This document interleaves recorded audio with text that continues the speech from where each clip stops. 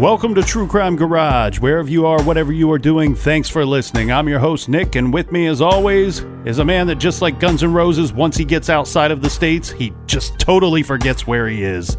He is the captain. Hello, Sydney! Oh, shit. We're in Melbourne. Cheers, mates. Today we are drinking Island Reserve Russian Imperial Stout by the wonderful people at Cisco Brewers Incorporated. Here's a great after-dinner beer. Cisco Brewers Island Reserve is a jet black pour. It's a full-bodied, very dark in color beer, good coffee and chocolate flavor with nice hints of fruit. Garage grade 4 1/4 bottle caps out of 5. And this week's beer was brought to us by these awesome peeps. We have Frederick in Sweden. Long distance cheers to you, my friend. Thank you, Frederick. Next up, in parts unknown, we have Erica and Edna who say, we would like to buy you guys a beer. Well, Erica and Edna, we accept your offer. And we like your jam. We also have Wesley in San Diego. Stay classy, Wesley.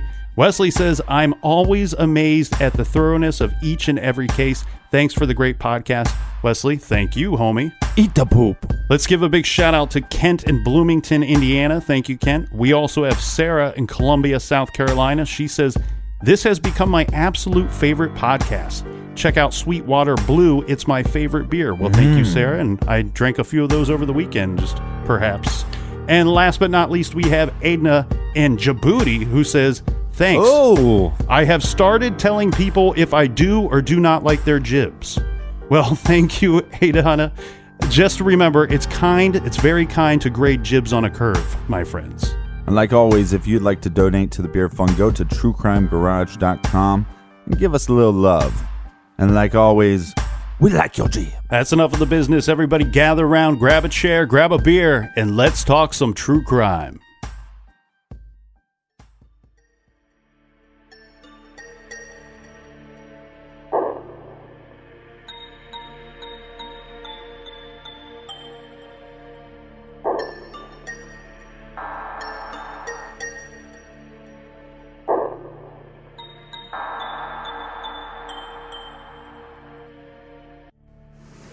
Come on, Michael. I think all four of them were tied up. But I don't remember with what. Who tied those girls up? Rob did. All four of them? He had to have had some help. He needed some help. He couldn't tie all four of them up by himself. I don't remember if I helped him or not. Okay. You think you might have helped him? I guess I did. Okay. What were they tied up with? Come on, Michael. You know, what were they tied? Just tell us. What were they tied up with? It was white. I remember it being stripped with, I think it was a t-shirt. A t-shirt. Okay. What else were they tied up with? T-shirt and... Go ahead. You remember. You remember, Michael. What else?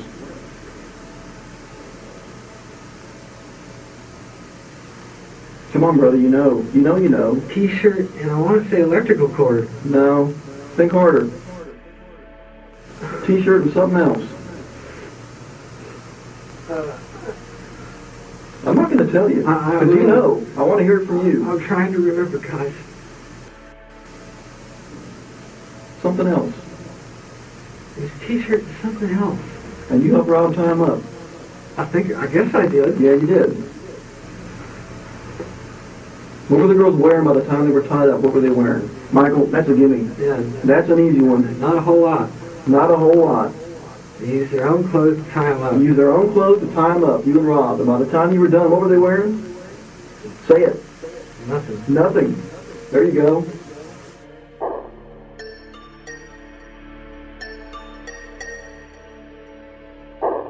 Back in December of 1991 in Austin, Texas, 4 teenage girls were bound and killed in a small yogurt shop. The store, of course, was robbed. And this is a case that has gripped the city of Austin, Texas, and has gripped the state of Texas as well. Mm-hmm. We are sitting here now, 25 years later, still asking the question, who killed these girls? So a quick recap, when the firefighters show up to the I Can't Believe It's Yogurt shop, they realize quickly it's not just an arson, but we have a quadruple homicide. So that's going to be assigned to Detective Jones and Detective Huckabee. And in my opinion, those two detectives, I think they worked the case very well. they had a lot of issues here with the investigation. This being, we have people making confessions. And that is tough because a lot of these confessions are pretty wild, according to Jones and Huckabee. They're able to easily, quickly sit down with these different people, these confessors, and figure out early in their stories that they don't know certain details of the crime.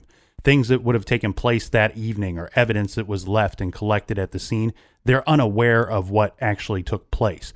So we're able to quickly dismiss several of these confessors. 8 days after the murders took place, they arrest Maurice Pierce, which had a .22 caliber gun, which was the gun used in at least 3 of the murders, and he implements his teenage friends. Jones and Huckabee kind of get to the bottom of, this guy is just kind of bullshitting. Yeah, and on top of that, the gun does not match the ballistics of the bullets that were found on the scene. So they get rid of these suspects and they clear them, and they've moved on in the case, right? So leads are starting to dry up now. And in 1992, we have a madman that's running amok in the state of Texas. He's a known serial killer. He was somebody that was released by the Texas prison system, and he's been suspected of new killings.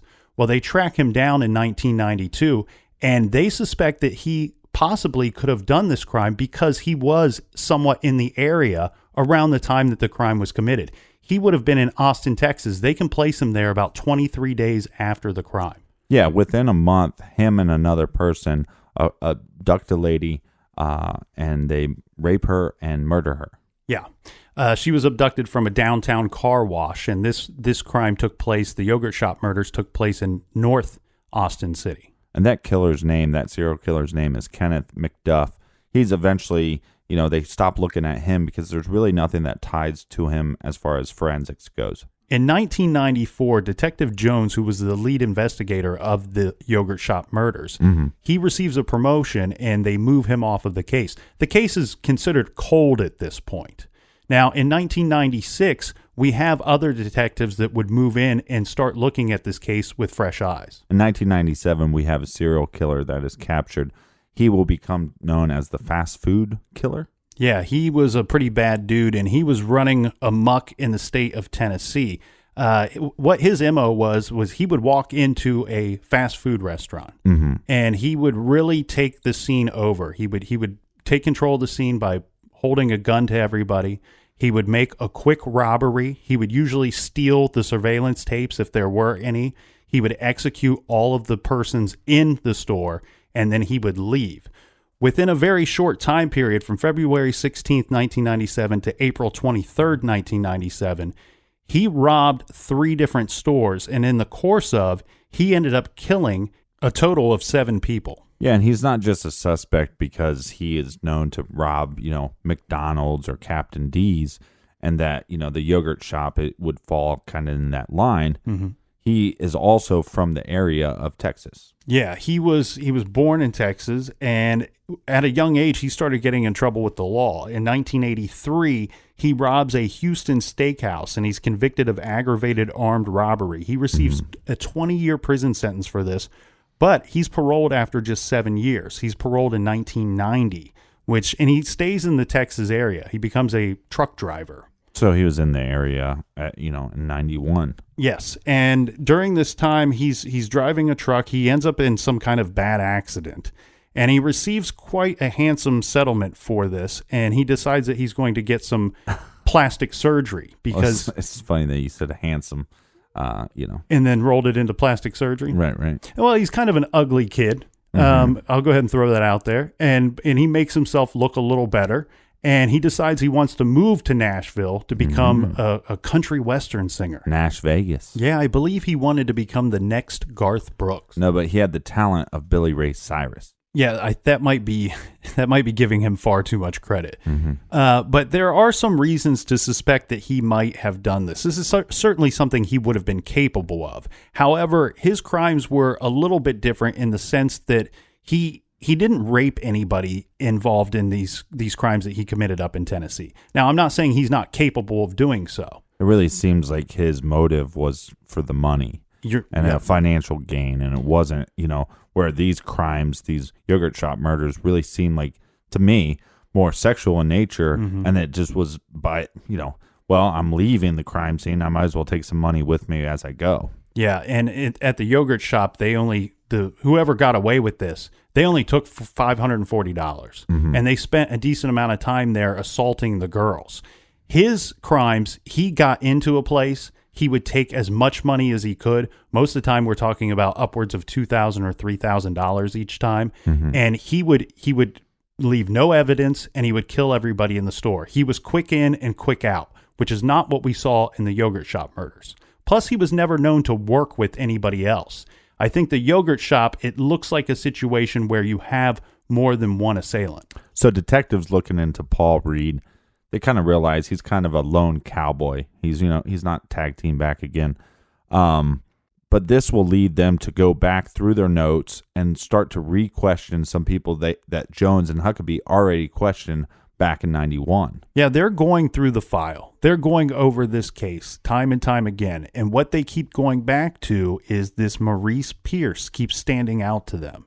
And his 3 friends that he has, Robert Springsteen, Michael Scott, and Forrest Wilborn. The East Street Band. Yeah, so they decide that, you know what, this is the most likely situation. These guys did it.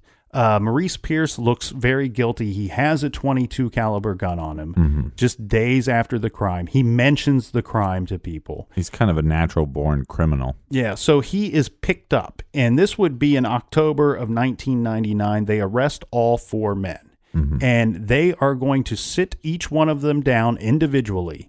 And now we're going to start getting some answers, some much long-awaited answers that we've been looking for in this crime. Well, they're going to start getting answers because they're going to force these answers upon these suspects. Yeah, to say that the interrogation was aggressive might be an understatement. Of the century. Yes. So what happens is they pull in the 4. They're talking to him, right? Maurice Pierce has got nothing to offer. He keeps saying that, nope, I didn't have anything to do with this. I don't know what you're talking about. Yeah, even though, Maurice at the time of 90 and 91, he was like 15 or so. So he's just this punk kid. He had the .22 caliber. He, basically implements his friends into the crime. But that was just kind of him being a dumbass 15-year-old. Yeah, I believe his statement was that he had lent the gun to Forrest Wilborn and that Forrest had used the gun in the yogurt shop murders. This is what put them on the radar from the get-go. Now, when they're talking to them, as said, here's what their thought is going into this, okay? So they believe that Maurice Pierce is some kind of criminal mastermind and he organized this whole robbery, right? And they believe that Robert Springsteen helped and Michael Scott helped. They believe that Forrest Wilborn would have been the lookout guy or the driver. They believe that it would have taken a group of men to commit these crimes. Now, keep in mind, though, these are just teenage boys at the time. Now, they're being questioned years later as adults, right? We have 2 of them that might be willing to talk, and we have 2 of them that they don't know anything. Right. Maurice Pierce, he doesn't know anything. Forrest Wilborn, he doesn't know anything. They're not admitting to anything. In 1999, 2 of the suspects are 24. Michael James Scott is 25, and Forrest Wilborn is 23. Now, they get Michael Scott to crack first, right? And this is quite the long process. We're talking about hours and hours of interrogation. And to listen to the confession, to view it, you will see that the story is changing as Michael's telling it. Yeah, and if you listen to the trailer, that was about 7 hours into one of the interrogations. So where they finally broken him down. They finally get him to the point where he admits that he was there, that he had taken place in the crime. Now, they got to go through the details because they got to confirm that he was actually there. Well, and that's the problem. He doesn't know the details. No, he doesn't get a lot of them right without being coaxed to getting it right.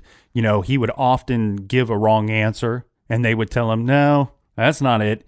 Think harder. You need to try harder. Yeah, and the detective keeps saying, I'm not going to give you the right answer, right? Yeah. I'm not going to give you the right answer. But what he does constantly is he tells you when your answer is wrong. So by a process of elimination, you're going to get to the right answer. Oh, no, they were tied up with their clothes. Okay, they were tied up with their clothes. Well, what clothes? Well, maybe this part of their clothes. No, wrong, And he keeps doing that until he gets the right answer.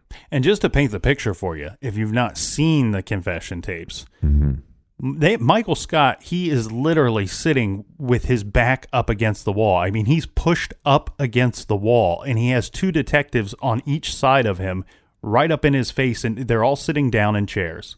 And they are right up in his face, and they are very aggressive. Well, they got the good cop and bad cop going. They got one cop that kind of leans back constantly, and then the main cop questioning is like maybe a couple inches from his face. Yeah. So every time, no.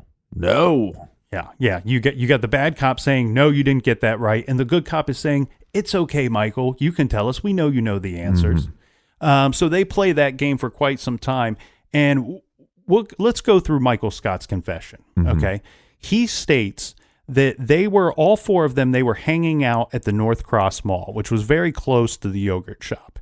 And that Maurice Pierce is in need of money. So he comes up with this idea that we're going to go rob someplace. And he actually picks out the yogurt shop. They agree to go to the yogurt shop. Yeah, which is probably a pretty common place for teenagers in that town because most of the employees there are teenagers.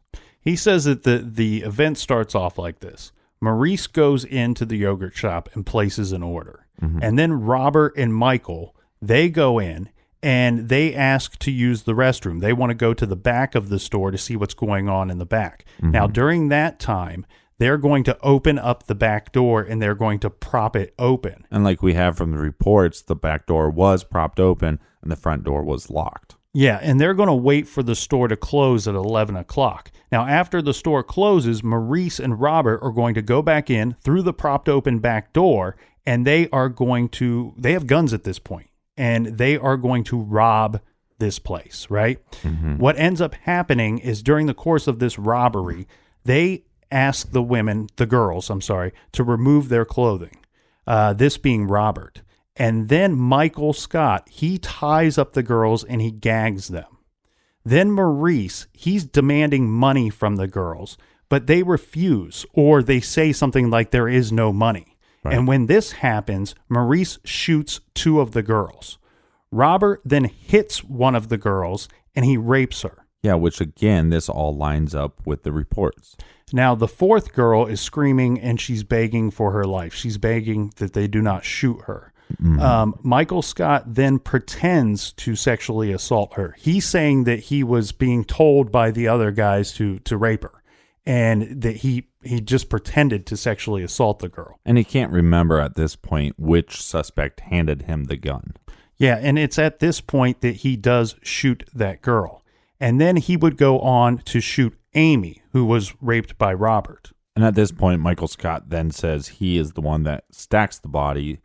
And he also says that he's the one that I think administers the accelerant. You're exactly right. Again, something that's a little strange because a 24, 25-year-old, this is cop speak. You know, a lot of detectives and lawyers that have looked at these confessions say it's funny because the actual written accounts, because you have the verbal confessions and we have those taped. And those are horrendous enough, but then they have to take all those statements and then now put them on paper. And basically, by looking at the written statements, these cops go, well, it's kind of strange that these kids are constantly using cop speak. Yeah, it's like they're picking up words as they're going along. And they state that, you know, it would have been more common to hear a criminal say lighter fluid rather than accelerant. At this point, they leave the building through the back door. They leave it propped open, and Michael Scott says that this whole thing only takes about 20 minutes from the time that they enter the building after closing until they leave. Now, when they get back to the vehicle, Forrest Wilborn is no longer in the vehicle. He has left. Yeah, rumor has it he's off somewhere playing a pretend game of pocket pool. Yeah, and actually, the three boys drive around, and they're looking for Forrest, and they find him in a park. They pick him up, and then at some point, they are going to ditch a knife that they had taken from the crime scene. I'm guessing this would have been to cut up some of the girls' clothing or belongings to use them as, bindings. The other boy that confessed, the man now, Robert Springsteen, his confession is similar. It does line up with some of the things that Michael Scott said. One of the key things here is that they both admit that Robert raped Amy, which that's kind of a percentage kind of thing, right? When you think about it, you have 4 assailants and they're saying only one girl was raped. Well, I mean, let's go back a little bit on this because detectives, we have 4 suspects, but detectives are already kind of leading them on to this idea that, well, Forrest was outside. So now there's only 3. So you got a 33% chance of getting the person right. That's true. That's true. Yeah. And they both said that Forrest was outside as well. And they both said that the back door was propped open. It's a little unclear on Robert's statement as to when he's saying the back door was propped open. Was it propped open to get back into the store, or was it propped open when they left the store?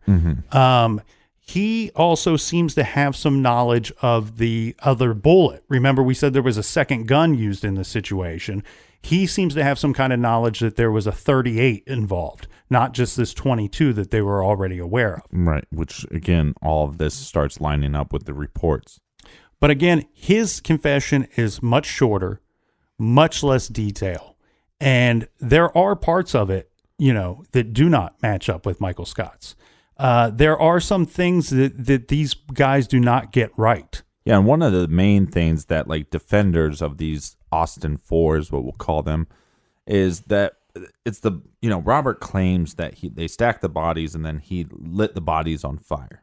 Right. Which the initial reports from the firefighters and the fire chief and the fire investigation was that, no, the bodies weren't actually set on fire, that it would have been the shelves. If you look at the crime scene, though, they're right beside each other. Yeah, the body stack would have been about, just 4 or 5 feet from this stock shelf, where you have plastic cups styrofoam cups and things of that nature.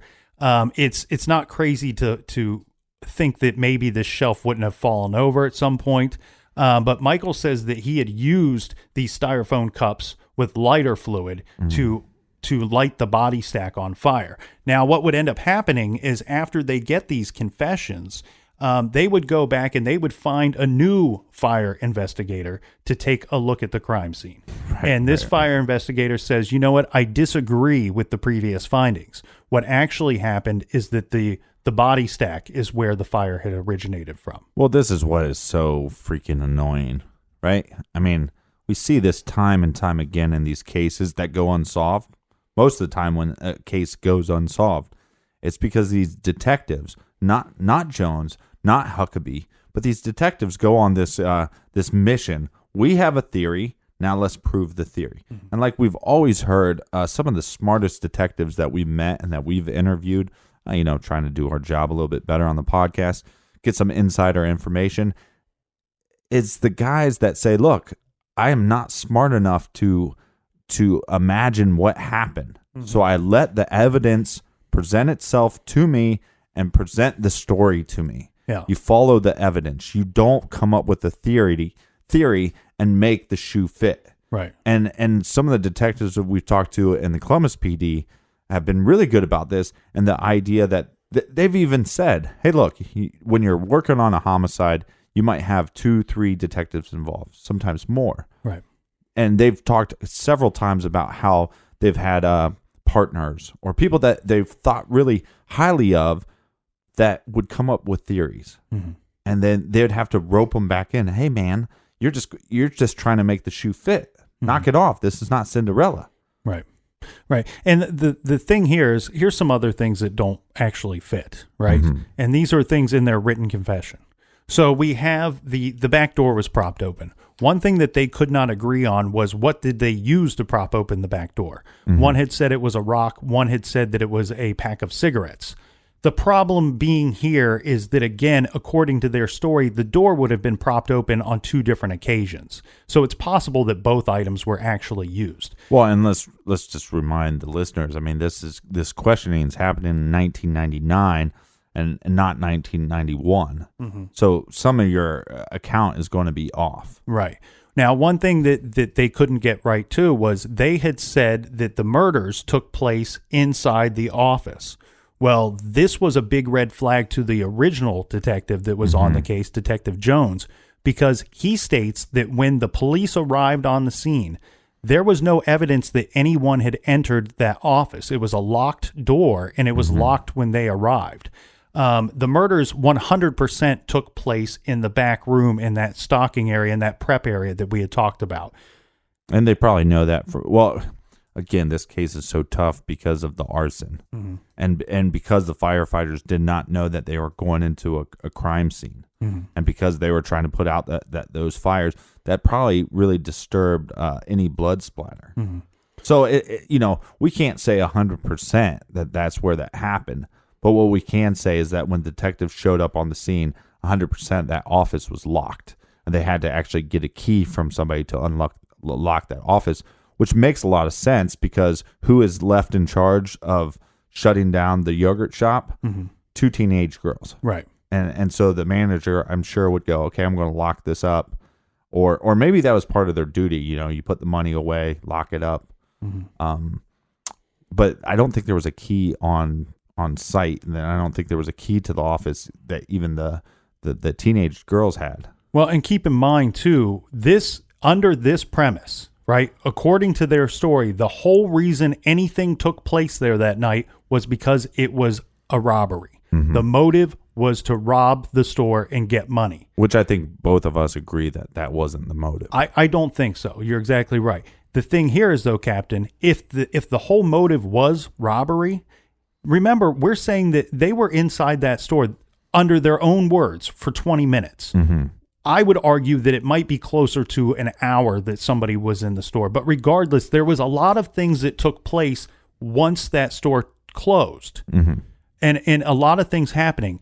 And I wouldn't be able to sit here and have somebody tell me that there was a key in that store or that there was access to the key to the robbers and that they didn't go into the office looking for more money or valuables if robbery was the motive. Now, Michael Scott did get the positioning of the bodies correct. He had a good idea of that, as well as he did know that Amy was not on the body stack. He knew that she was in a separate area. The problem I have with this statement, and this is exactly what the police said. They said, he got the body positioning right. That's really tough to do. And I will give them that. But here's where I have a problem. One thing he did not get right is he wasn't able to fully describe the layout of the store. So yeah, maybe you could get the positionings of the bodies right, but how could you get the positionings of where they were inside the store? You see what I'm saying? Right. If you don't even know or understand the layout of the store. Well, and there's a lot of things, and we'll get right back into not only what they got right, but how they got those things right after this quick beer break. Going through the items that the confessions got right and the things that they got wrong. Continuing on that path here, I want to spend a little bit of time talking about this 38. We had mentioned that Michael Scott doesn't seem to know about a second gun. He never mentions anything about the 38. However, Robert is aware of the 38. And this is presented as a problem for these young men and for their eventual prison sentence, right? Because this supposed 38, which we know existed, however, the police are saying this was a fact that they kept close to them, that the people in the general public would not have known about that. I tend to disagree a little bit with that statement because, as we had said, there had been 50 confessions. And one thing that the police state was with anybody that seemed to have knowledge of the crime, they went out and looked for the 38 because they had other confessors say that, I dumped the gun here. Well, and we also have 4 teenage boys, and the murder victims were 4 teenage girls. So we're talking about a lot, and now 8 years have passed. So you have 8 years of not a small town. I mean, this was about 500,000 people in Austin in 91. But you have a lot of people in this community talking about this. This was huge news for them. So there is a lot of talk. Yeah. So there's a very good possibility that they heard that there was more than one weapon, Yep. and also we're not talking about just 4 kids that have not been involved in this crime. We're talking about 4 teenage boys that were basically arrested or brought in for questioning 8 days after the event. Yeah. Yeah. So they may have been told about the 38 then. I mean, if you're sitting in a room 8 years ago and somebody's asking you, well, what about the other gun? Mm-hmm. What about this? Wasn't there a 38 involved? And you're saying at that time you don't know anything about it. Well, it's easy to jump to that conclusion when your back's up against the wall and you're being forced to give answers that you might not have any knowledge of. Well, and you got this detective, 2 inches from your face, and I mean, he might have bad breath. Who knows? But the fact of the matter is, the main point of all these confessions that is so blatant is that, yeah, they did get some stuff right, but how did they get that stuff right? Right. They didn't just say something, a perfect example in the trailer is when he says, well, yeah, they were bound up by, I want to say, electrical cord. Right. Right. And he goes, nope, that's not it. They got to majority of these right answers by the detectives kind of forcing it. Mm-hmm. Yeah, they're really, you can hear, especially Michael Scott, you can hear him kind of guessing answers, and then he's looking to them for approval. Did I get that one right? It's almost like a kid in school hoping to get the right answer from the teacher holding the textbook. And the teacher keeps asking questions and saying, no, that's not it. Try it again. And he keeps changing his answers or modifying his answers to get closer to what the police know to be true. Now, on that 38, we do have Robert, who does claim that they dumped it somewhere. Mm-hmm. And of course, they go and look for it. Now, mind you, it's 8 years later. I've heard people say, well, this proves that they're innocent. Well, the gun easily could have disappeared from wherever they placed it 8 years ago. Right. But again, we have this situation where they are arriving at answers. These aren't answers that they walked in and sat down with. The other thing that I have a problem with here is you still have 2 guys that haven't confessed to anything. Right. You have two guys that claim to know very much about the crime and 2 guys that seem to know nothing. And even when they are presented by investigators, well, we know you did it because so-and-so told us this and told us that, they hold true and they sit there and say, nope, I wasn't there. I don't know what you're talking about. The other thing, too, regarding Michael Scott's confession is that part on the tape where he says, he's asked who was there with you, right? And he names 2 of the other people. He names, I was there with Maurice, I was there with Robert, and I was there with Forrest. And he says it in a way that he's like asking a question. I'm Ron Burgundy. Yeah, and they take it as, okay, well, now we got the 4 people that we wanted to hear. We wanted to hear all 4 of those names. Why? Because you have to go back to 1991 when they originally questioned these guys. They need Forrest to be there. Why? Because the reason why they picked up Maurice and started questioning him about the yogurt shop murders is because he said he lent the gun to Forrest, and Forrest had used it in the yogurt shop murders. That's what put them on the radar. So they really needed Maurice to be there as well as Forrest, even if those 2 didn't confess to anything. Right, and with Forrest, I mean, it's pretty simple. I mean, his interview, I believe it's with Dateline, I found very compelling and very believable because he's pretty much saying, look, I was not going to lie and especially not going to lie about this. Mm-hmm. And there's no way I did this, so there is no way you're going to get me to say that. Now, this is what's weird, because the community and obviously the victim's parents are going to start going, well, these guys are monsters, right? Mm-hmm. These guys are savages, and they need to be locked away, maybe death penalty. And because a lot of people have a really hard time wrapping their head around, why would you confess to a crime that you didn't commit? Mm-hmm.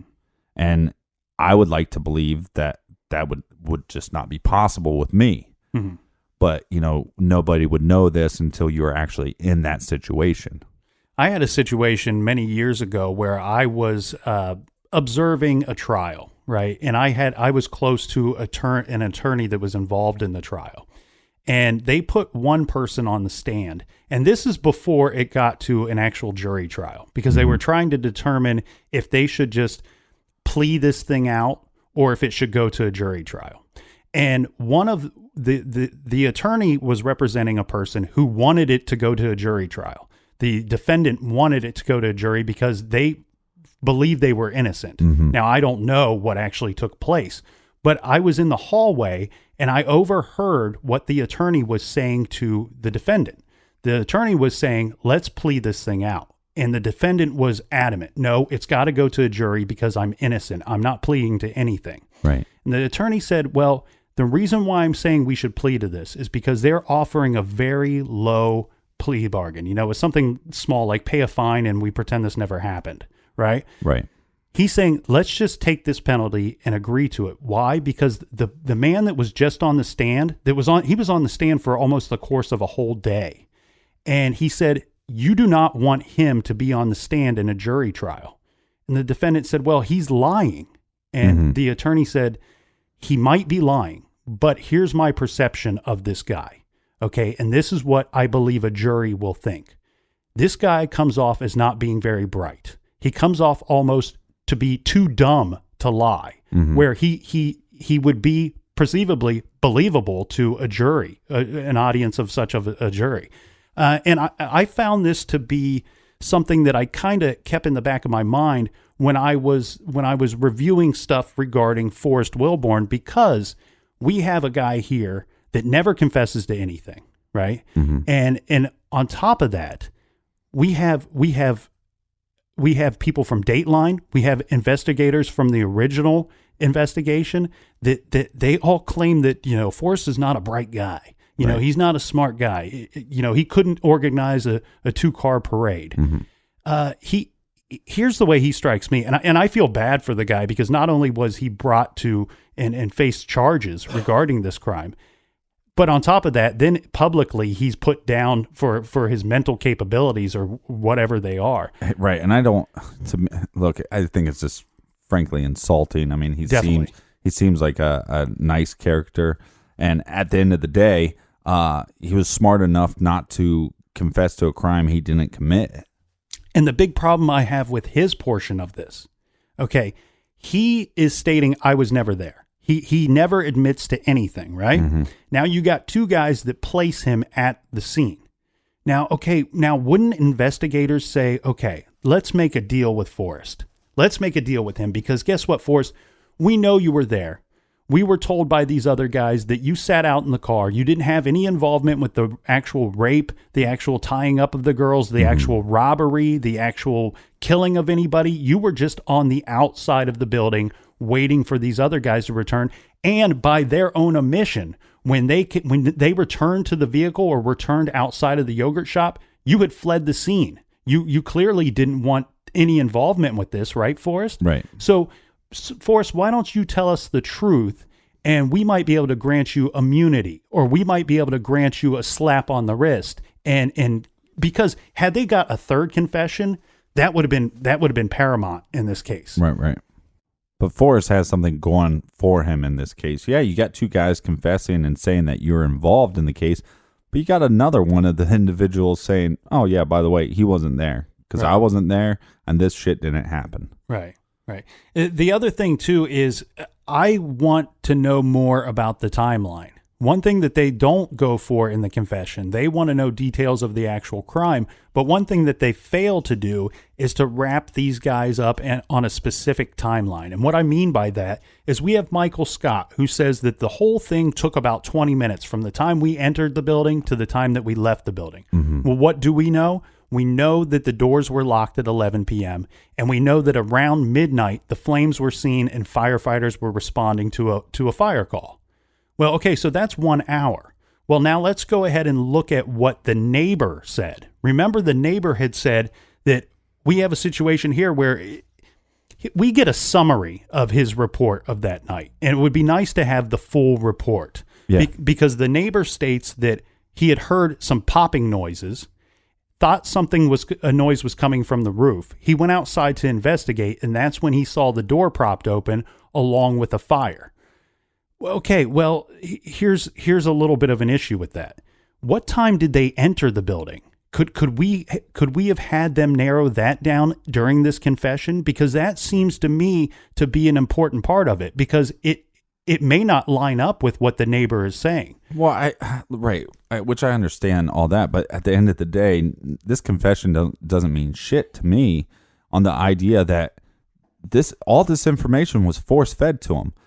And if you don't believe that, one of the things is when they're talking about, oh, well, then I put a gun to this girl's head, right? Mm-hmm. And then the detective goes behind, I can't remember which one it was. Michael. Michael. He goes behind Michael's head and puts a freaking gun to his head. Yeah. And so then the detective is on record saying, well, I didn't put a gun to his head. I put my finger on his head. Mm-hmm. No, you showed the suspect a gun. You then put something on the back of his head. I've seen the video footage. It looks like you put a freaking gun on his head. Yeah, and not only that, he walks behind Michael to do so. Yeah. So Michael may not have known, even if it wasn't a gun. You would assume it would be a gun. Right, and I understand that the community is outraged and that they want answers and all that stuff, but you are making up a bunch of malarkey, right? Mm-hmm. And so then, just to fast forward, we can't charge two of them because we don't have confessions. And we don't have any forensic evidence linking these individuals to the crime. And maybe part of that is due to the arson, but now we're going to put these two men on trial, and the other two are just going to be let go. Yeah, so a quick breakdown of that is we have Robert who confessed, Michael who confessed. Okay, so they're in a whole heap of trouble.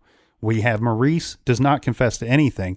He's originally charged. However, they could not get an actual indictment. They couldn't get anybody to bring it to court because of a few things. He didn't confess, and on top of that, the gun that he was found on his person 8 days after the crime did not match the ballistic test. So he's released because of that and never fully tried for this crime.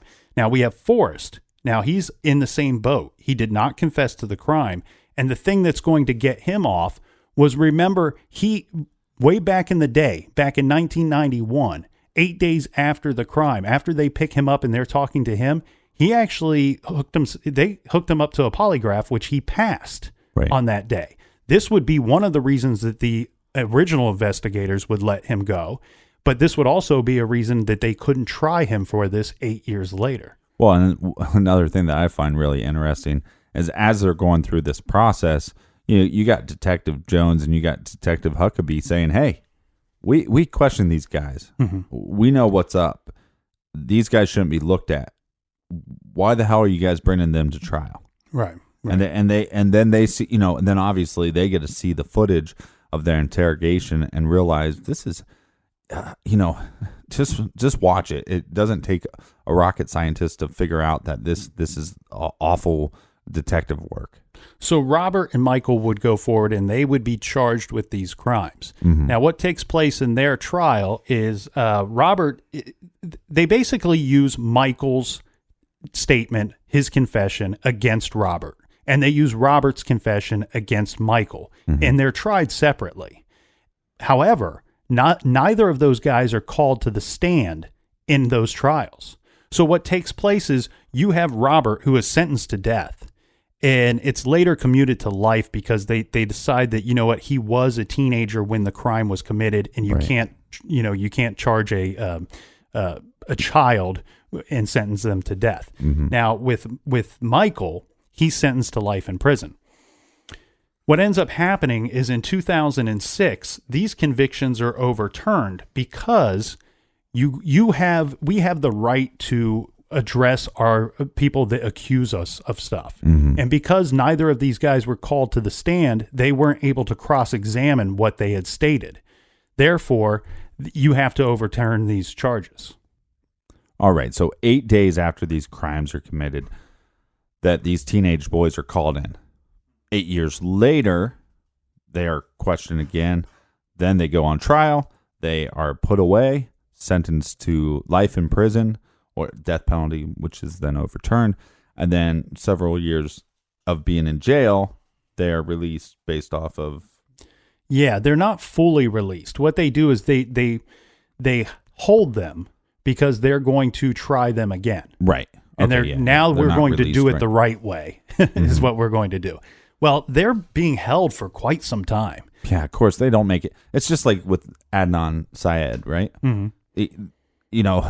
Everybody got so excited, right? That he's going to get an actual trial, and I think the true crime community, whether or not you think he's innocent or guilty, everybody agrees that the trial was ridiculous, right? And the evidence they had against this kid was ridiculous, Questionable. Yeah, very questionable. And so now we have a situation where he's just sitting, right? He's sitting and waiting. Right. And basically, he's still in prison the whole time, which is ridiculous. And the same thing's happening here. Yeah. And not only that, you have the right to a speedy trial. And these guys have already been in prison for quite some time. I'm sure they would like to be out, while they wait for their new trial. Right. But during this holding time, what do we have? We get a little forensic evidence. We get some DNA. Well, yeah, this all kind of comes to a close about the same time, because eventually the judge comes at the prosecutor and says, look, you've got to put together a case against these guys, and you got to do it soon. We're not just going to hold them forever while you wait to try them. And they were ready to take, and I'm going to get the names wrong or the order wrong, but they were ready to go forward on the trial with one of the suspects. I believe it was Robert. Right. And then with the other one, they weren't ready. And so that was the thing was, well, if you guys aren't ready, well, screw you. Right. If you're not ready, then you need to release this guy.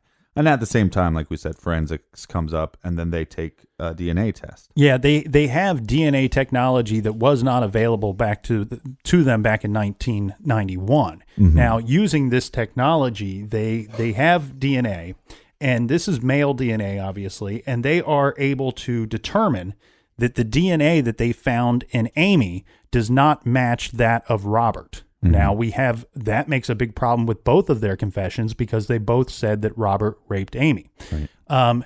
Furthermore, this DNA does not match any of the four. Right. And this becomes a big problem because so the confession we know are wrong. We know that they pushed them into that. They pushed Robert to claim that he raped the girl, which, I think would be a very difficult thing to admit to doing. But nonetheless, that part of the story doesn't line up. Right. But now on top of that, we got 5 people. Well, yeah. This is the prosecutor pivoting and saying, okay, well, we can roll with that new evidence. Right. Yeah. Instead of going, hey, let's try to find the truth. Hey, let's just make up this, fictitious person.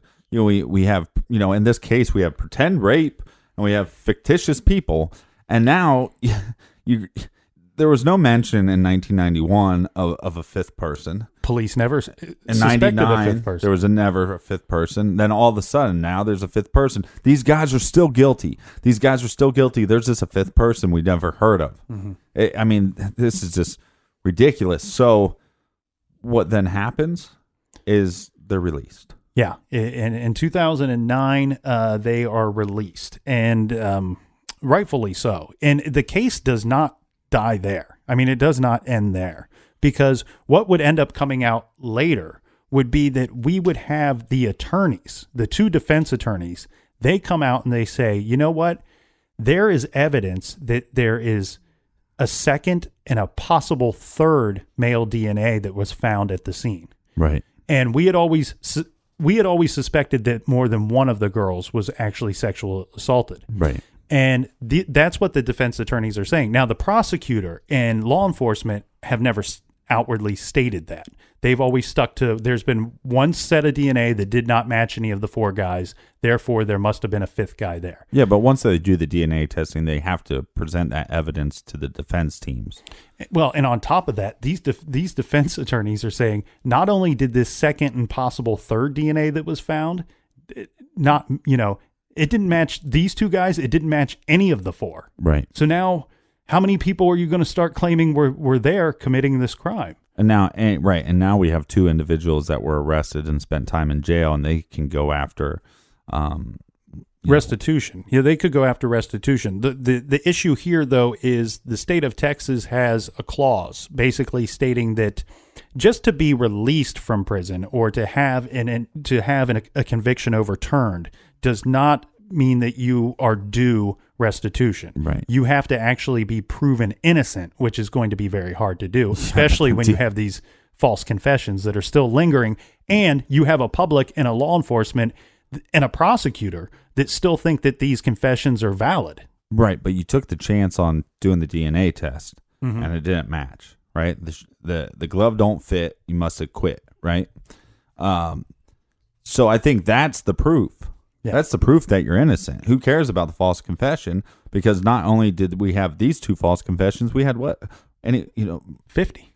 Well, 50 to 60 reported. I mean, so it's just basically, it makes our system seem like such a joke. And I'm sure there's people listening in other countries just going, what the hell is wrong with America's? Well, we have law enforcement down there that still want to try these guys for this crime, which is... Well, and that's the other thing is when these guys get out of prison, right? They say, this ain't over because 10 years from now, they might come knocking at our door.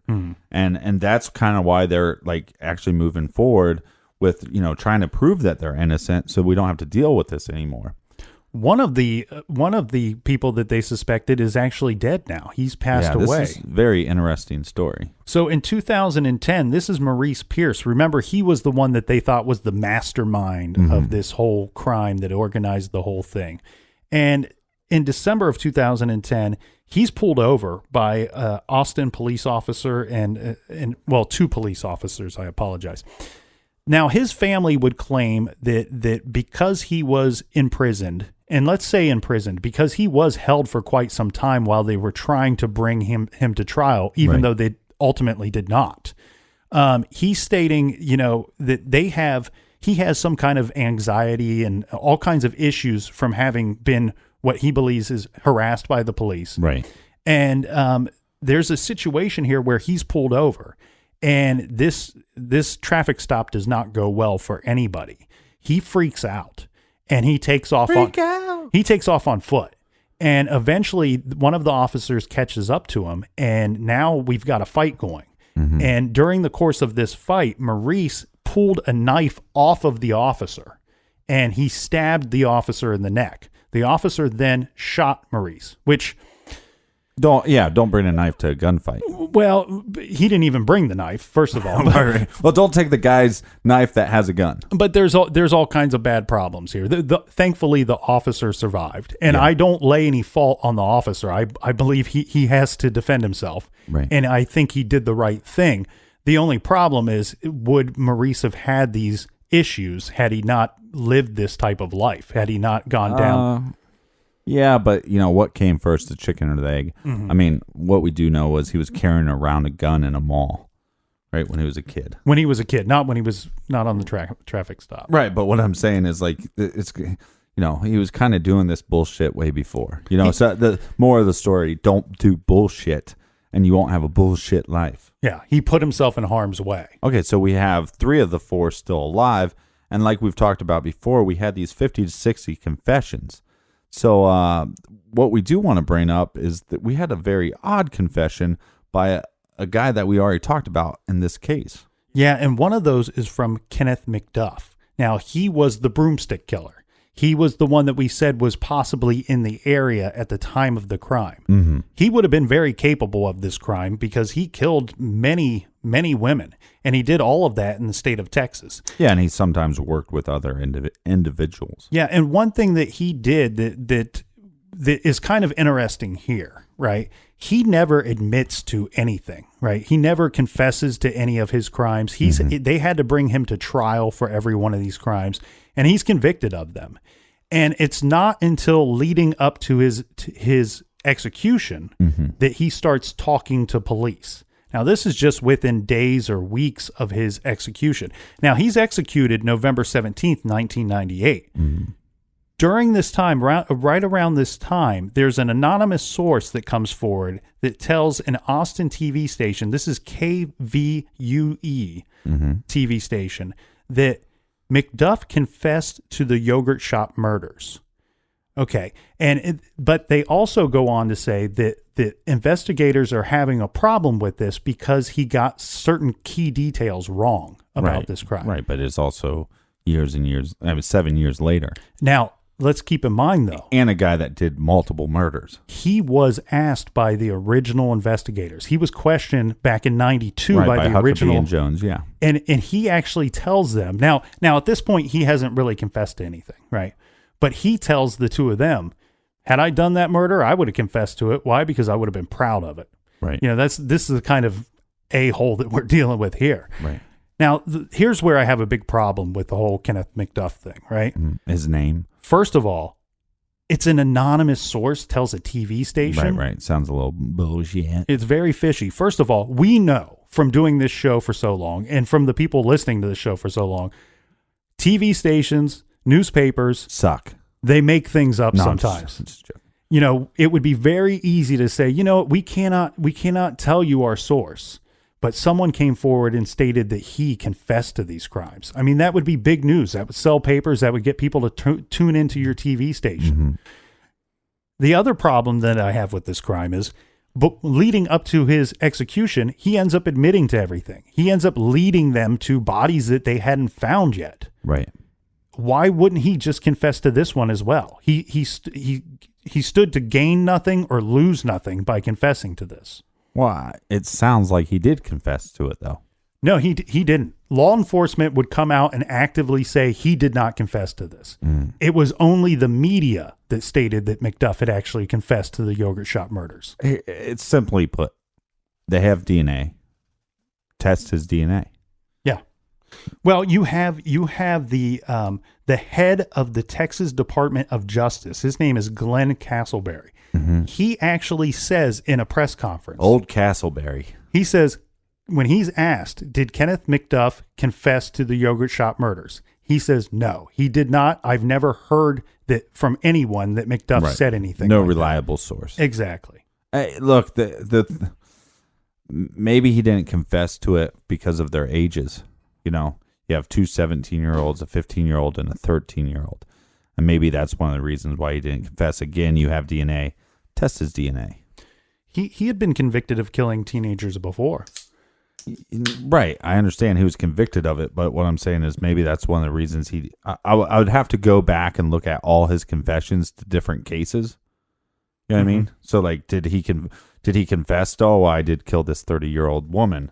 But did he, you know, so which crimes did he commit that he confessed to, and what were those ages of those victims? And maybe he's just not going to confess to the crimes against teenagers. A couple of thoughts on McDuff. You know, yesterday you and I were talking off mic, and you had stated, you know, when we went through the description of the man that was seen in the army fatigue jacket, Right. that was standing in line, and he ultimately just orders a soda, and he's acting weird. Right. That description did match. You know, we talked about how it vaguely matched Kenneth McDuff. The issue is it matched Kenneth McDuff if McDuff were about 20 years younger. You know, he is a white man. He does have the pointy nose. He has the clear, deep voice, clean shaven with dark hair. You know, he matches McDuff, all of those. no scruff. The only problem is McDuff is about 6'3.5", 6'4", so he's about 4 inches taller than what Croft described the man in the army fatigue jacket as. So that's an issue. He's also about 20 years older and I don't think that you would have mistaken his age, because at the time that McDuff was out and running around, not only was he killing women, but he was also drinking heavily and smoking crack. So I imagine that he probably, after serving almost 20 years in prison, having a crack addiction, I'm guessing he does not look like a young 45. You know what I mean? And on top of that, he's balding in the front and balding in the back by this time. So I don't think you would mistake him for... Party in the front, no party in the back. No party at all with Kenneth McDuff. Yeah. The other problem I have with him being the person that committed this crime, his thing is he would have extended periods of rape and torture on his victims. And what I mean by that is every one of his victims, he abducted them from one location and took them with him somewhere, spent a good amount of time with them before he killed them. My issue with this crime is Kenneth McDuff, I don't think would have had the ability to walk away from these victims. I don't think he would have been able to kill them on site and leave them there. I think he would have seen this as an opportunity to take 4 girls with him someplace else and do, his whatever he does. Yeah, which I see your theory. I think the problem is when you take when you take over this yogurt shop, that maybe there was something that happened where he had to change his plans. It's quite all I'm possible. saying is that these parents deserve some answers. The victims deserve justice, and they wouldn't get it if it was McDuff. I mean, the justice would already be done, but at least would have some closure. So, and I don't know tons about DNA, so maybe it's an issue where they don't want to test it too much because then eventually it goes away. But I think he's somebody that I think they should at least test. Well, and it's a little unclear here too, because we've had these very general statements that come out regarding this case, because we have 2 people. Even though I don't think it's likely that Kenneth McDuff did this crime, and as well as I don't think that it's likely that the fast food killer did this crime, and one point of that being that he never raped any of his other victims. There was rape that happened in this situation. I'm not saying he's above it or that he's not capable of it. It just doesn't seem to fit what the 2 of them did time and time again. Right. The problem here, though, that I have is the immediate question goes, well, did they test the DNA against McDuff or against the fast food killer? And we get these very general statements from people very close to the case, investigators, authors, media people. Right. Basically, what their statement is that they've tested this DNA against hundreds of suspects. So anybody that they thought could have been involved in this crime has been tested. Well, that's a very blanketed statement. I would love to hear someone just outright say, Kenneth McDuff, we tested it against his, it didn't match. Right. Reed, the fast food killer, we tested it against his, and there is no match. Yeah, I think with Reed, there doesn't seem to be as many connections. Now, we have a public and we have a law enforcement that is still hung up on these 4 guys. They still want to find a way to charge them. We have the original investigators. Well, it's very much like we said, West Memphis 3. There's a innocent side for West Memphis 3. There's a guilty side. Same thing with Austin 4. We have the original investigators and we have attorneys and people close to the case that are saying, you know what, if you want to solve this thing, it's very solvable because we have DNA. And maybe at some point that this hits on some computer somewhere else in the country, or maybe even in the great state of Texas, and we figure out who did this that way. Right. But in time, if we sit around and wait for that, we're doing nothing productive in the process. So what these investigators, original investigators and attorneys, people close to the case are saying, the way to solve this case is to go back and review what you know. Throw those confessions out. Go back and review the evidence and see where it takes you. Well, we have a big chunk of evidence right here that points to who committed this crime. Now, we talked about police interviewing the customers that came in that day. So we have an issue here, though, because I don't know how, with it being 1991 and there not being surveillance, I don't know how they interviewed all of these people. They must have did a public call to action and say, if you were here on this day, come in so we can talk to you. Now, they can check certain sales to verify if people were there or not. And the thing here is, though, they have 2 people that they never speak to. 2 people that are unidentified. And that's it for that entire day. And who are those 2 guys? Those are the 2 guys that the married couple said that they saw still in the store just minutes before closing time. The 2 weirdos without yogurt. Yeah, they're sitting in a booth and they're drinking cans of soda. So we have all kinds of issues here. The first being that law enforcement has never publicly laid out the description of these 2 men. They've left it very vague, which I have a problem with. It's 25 years later. Let's release that description. If that married couple gave you a good description, let's release it. Why did those guys not come forward? Okay. And first of all, I want to throw in another thing here.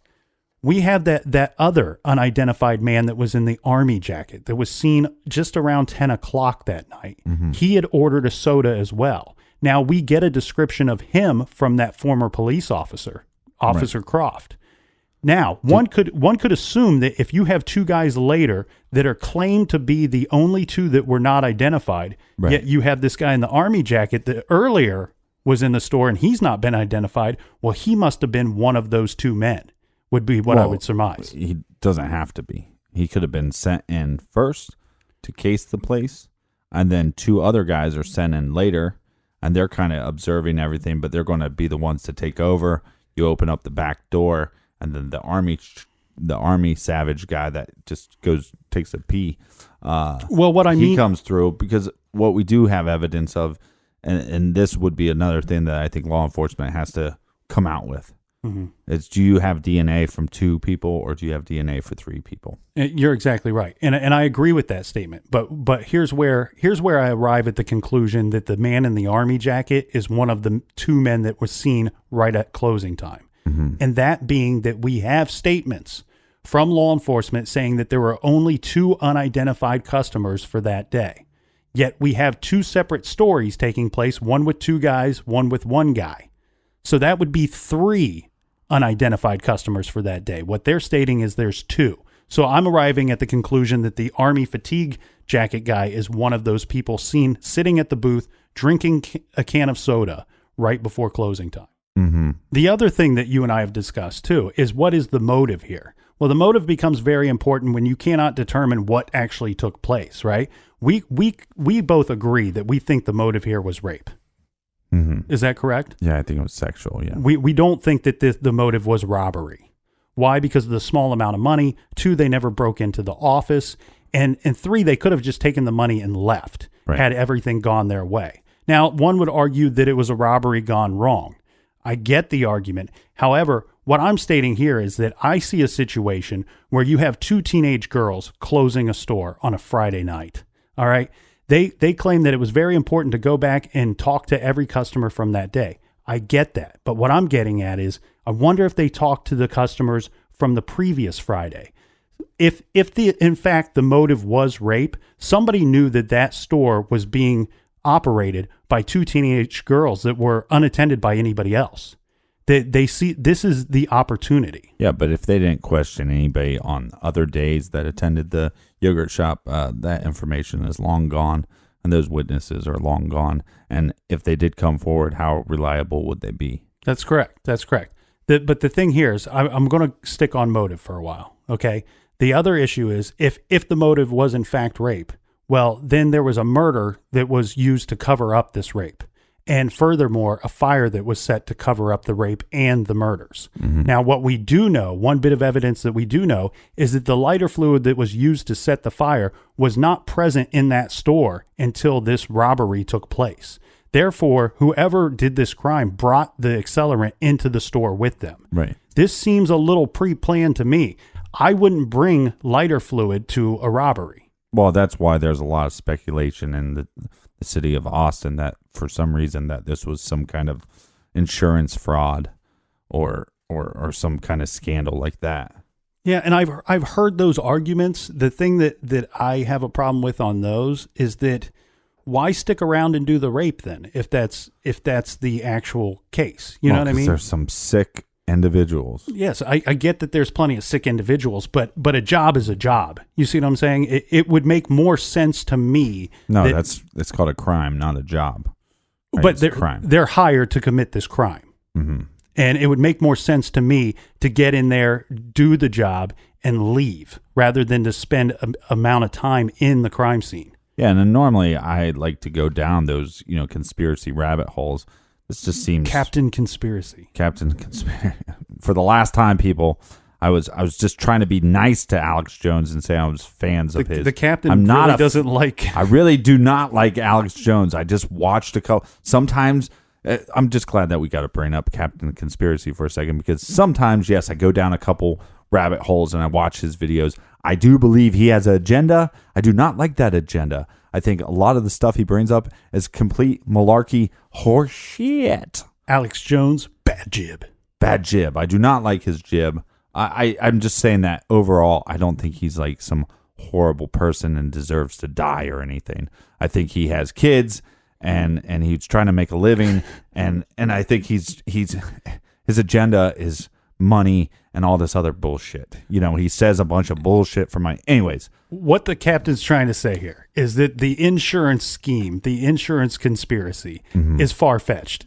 Right. At best, right? It's far-fetched, like a lot of Alex Jones's ideas. Yeah, and so that would be it'd take us a whole nother day or two to explain that whole conspiracy to you. So we don't believe in it, and we don't need to go through why.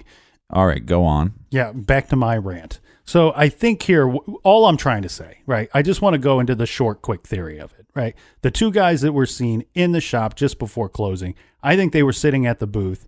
I don't think anybody ever re-entered the building afterwards.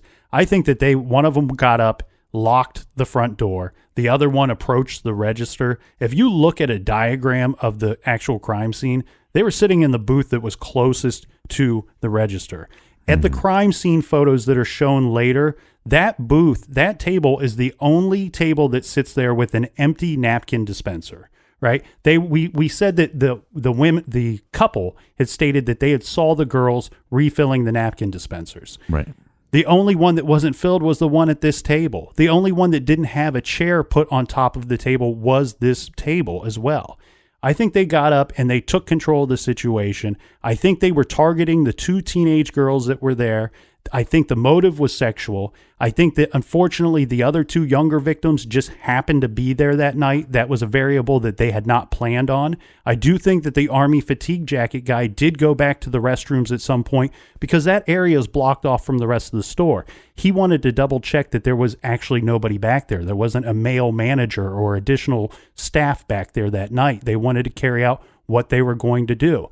I also think that what kept throwing me off was this backdoor situation, okay? Because in the confession of these guys, they state that they had left the back door open and came in later. And police and firefighters find this back door open. The thing here is, what I was able to figure out last night is that the building did have a sprinkler system. I think that this back door was just basically left open to let that fire burn as long as it possibly could, to burn off as much evidence as possible before that sprinkler system would kick on and maybe possibly put out the fire. And possibly just the way they left as well. Yeah, You know what I it mean? could have Like, just been happenstance. We're going to leave here and just, leave it open. It makes some sense, yeah. Now, one thing here, Captain, I'll throw a whole little conspiracy since you like them so much, right? Yeah. All right, so we have the neighbor statement. I would love to hear what that full statement is, or read that full statement, because I have some problems with that statement. This guy says he never hears any screams. He says he hears popping noises, and he goes outside to investigate, and he sees the door open, and that's when he sees the fire. Now, I want to know how long it was from the time that he said he heard the popping noises to the time that he went outside and saw the fire. Right. Because we know that it took some time for this event to take place.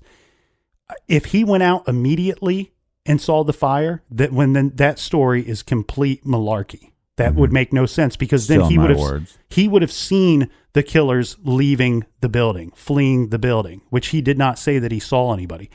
Here's a little thing here. I hope that they tested the DNA of that store owner next door. Okay, I think you're reaching there, but yeah, I'm sure.